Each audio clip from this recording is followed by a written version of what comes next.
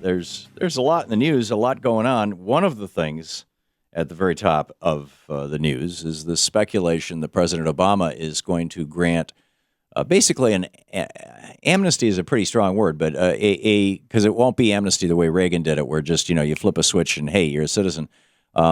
It's more of a we're going to stop deporting you if you have a family member who is an American citizen.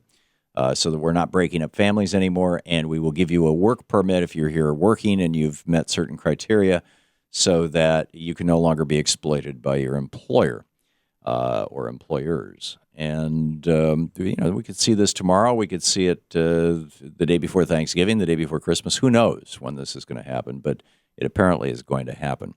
And on the line with us, apropos of this, is Sheriff Richard Mack, a former Arizona sheriff with the Graham County. He's on the board of directors of the Oath Keepers Movement. Sheriff Mack, MACK.com is his website. And Sheriff Mack, welcome back to the program. Well, thanks, Tom. It's always good to be with you. Thanks for joining us. I'd like to, if I could start this conversation by playing a clip, it's a little less than a minute, of Ronald Reagan in his 1984 debate with Walter Mondale, basically setting the frame for this issue. Keeping in mind that at that point in time, there were about somewhere between 4 and 5 million people who were in this country without documentation. And historically, most of those people left, many of those people left the country at the end of the agricultural season, but it was starting to move beyond agriculture at that point. Here's Ronald Reagan. I believe in the idea of amnesty for those who have put down roots and who have lived here, even though some time back they may have entered illegally. With regard to the employer sanctions, we must have that, not only to ensure that we can identify the illegal aliens, but also, while some keep protesting about what it would do to employers, there is another employer that we shouldn't be so concerned about. And these are employers down through the years who have encouraged the illegal entry into this country, because they then hire these individuals and hire them at starvation wages and with none of the benefits that we think are normal and natural for workers in our country.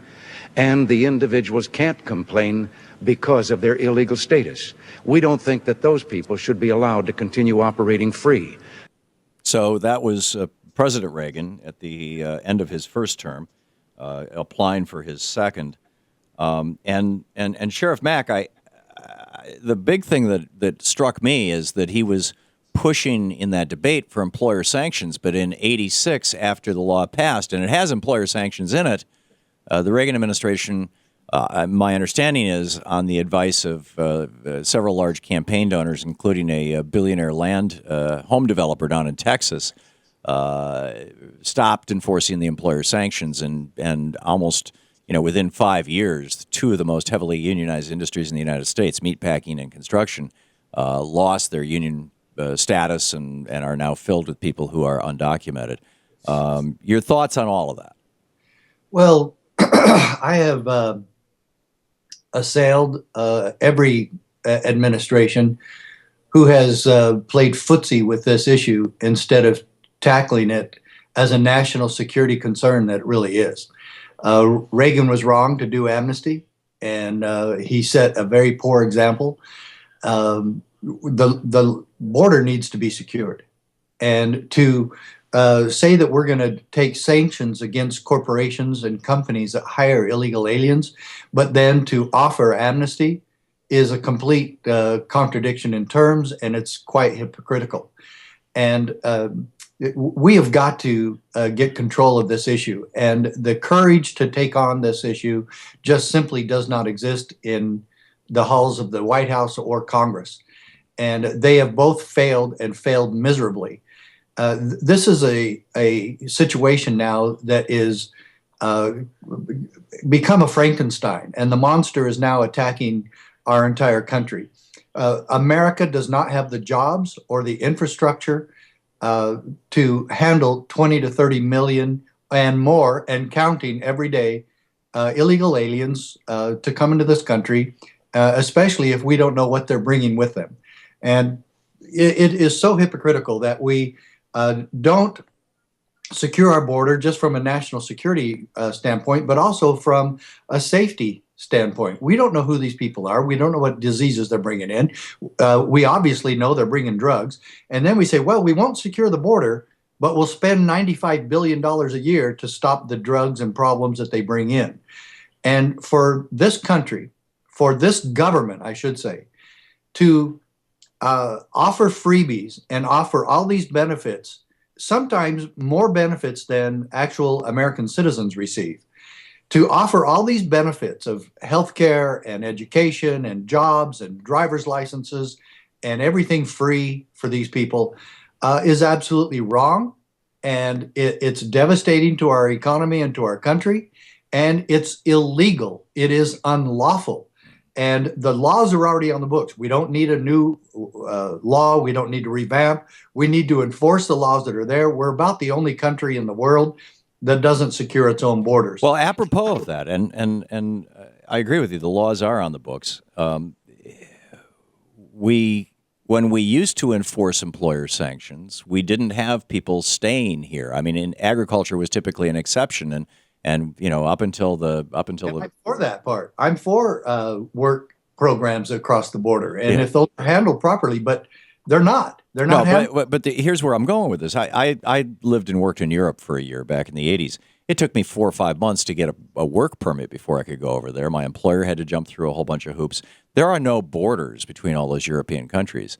But if you're a German and you go to France and you try to work, your employer in France will get busted as well as you. They've never had, outside of wars, they've never had to enforce borders, just like we here in the United States. Before we stopped enforcing the employer sanctions, we never really had to enforce borders.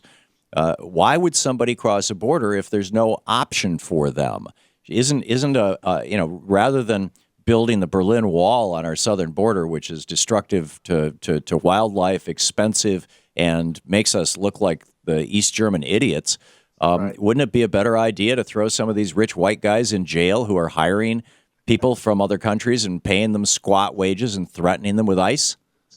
Well, I don't know if it's just rich white guys. That kind of sounds like a racist comment. Well, by and large, it is.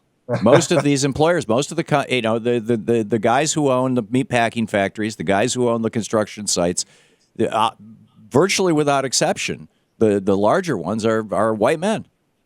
Well, I don't know if there's some statistical analysis of that, but regardless, it is a United States of America problem. And we have created this Frankenstein, and the Obama administration is culpable, as all the others. Every administration since Reagan has not enforced employer sanctions. Exactly. Well, but I beg to differ. They have at times, and I know that some out here in Arizona have been arrested. And I know that there's been sanctions against employee, and E-Verify has also created some arrests of companies who don't follow the law on E-Verify. Huh. And so, I know there's been some, and I would say that those who have been arrested or who have been fined for this should be screaming bloody murder about it, because some get it and some don't. And then the other half of this is we're a nation of immigrants. Well, we're out of time. Sheriff Mack, it's always interesting and thoughtful talking with you. Former Arizona Sheriff, Graham County Board of Directors, the Oath Keepers Movement. SheriffMack.com is his website. Sheriff, thanks for dropping by today. All right, Tom. See you soon. I do appreciate it. We'll be back.